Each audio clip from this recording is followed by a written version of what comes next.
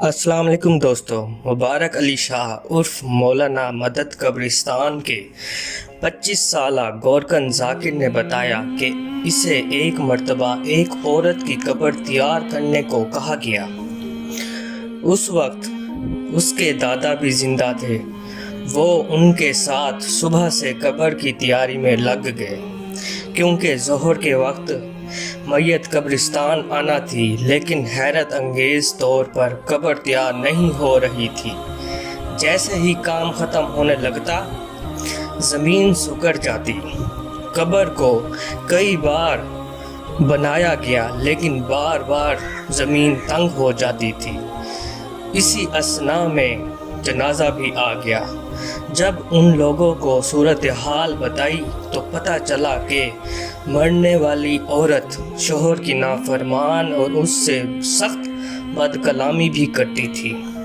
اس کا شوہر بہت دیندار اور والدہ کا فرما بردار تھا، اور یہ بات بیوی کو سخت ناگوار گزرتی تھی۔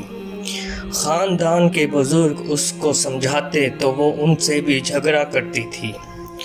روزمرہ کا یہی معمول تھا، اور روزنامہ امت کے مطابق یہ بھی معلوم ہوا کہ جب میت کا آخری دیدار کیا تو اس مرنے والی عورت کے چہرے پر اذیت کے تاثرات تھے۔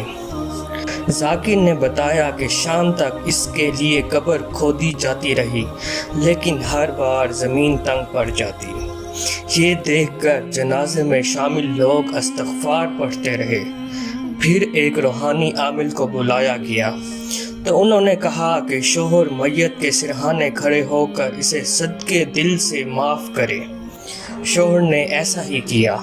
اس کے بعد قبر بآسانی تیار ہو گئی۔ ذاکر کا کہنا تھا کہ ورثہ اس واقعے سے اس قدر شرمندہ تھے کہ انہوں نے قبر پر نام کا کتبہ کبھی نہیں لگوایا۔ اب بھی کبھی کبھار اس کا شوہر آ کر قبر پر فاتحہ خوانی کر جاتا ہے۔ دعاؤں میں یاد رکھیے گا۔ اللہ حافظ۔